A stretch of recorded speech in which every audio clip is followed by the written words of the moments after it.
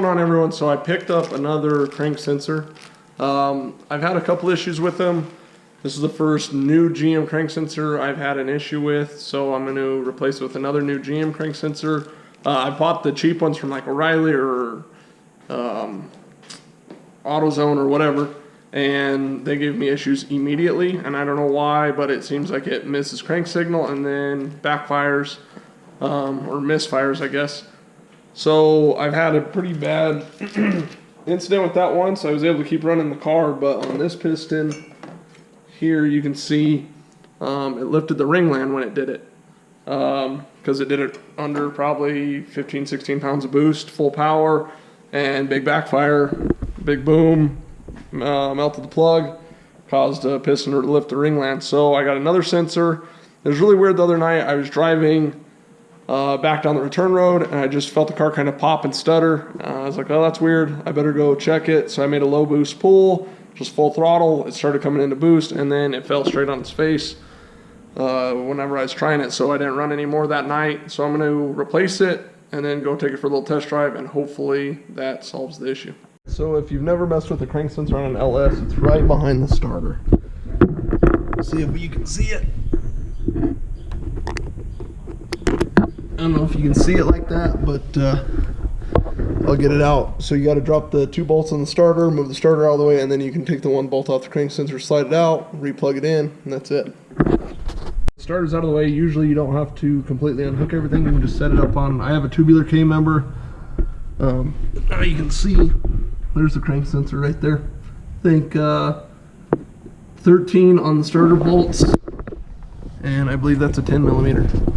Got the old sensor out. You might be able to see it, hopefully. There's a couple little rub marks on the sensor.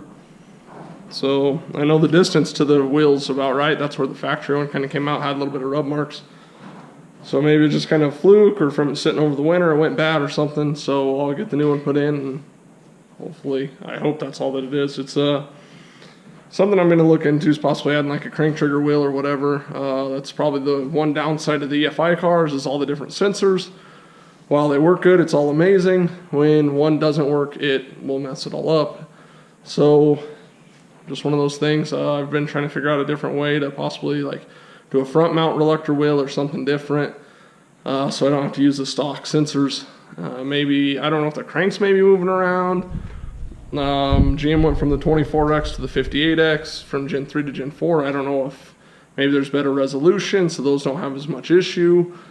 So yeah, some just ideas I kick around in my head trying to figure out what exactly it is that causes this issue. But get it replaced. Hopefully I'm good for another year plus. Hopefully I don't have any more issues, really. The sensor replaced. Car's back down on the ground, so I'm going to go ahead and fire it, and hopefully it works. And then I'll take it for a little drive, put in a little bit of boost, and hopefully it doesn't miss.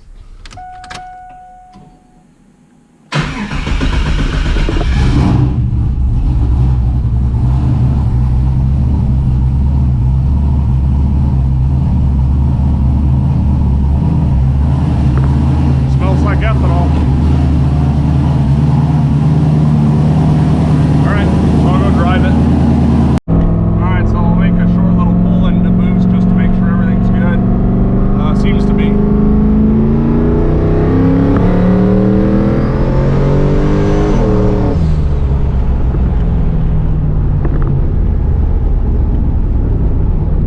Seems to be running fine now with the new sensor in it, so just hope it stays like that.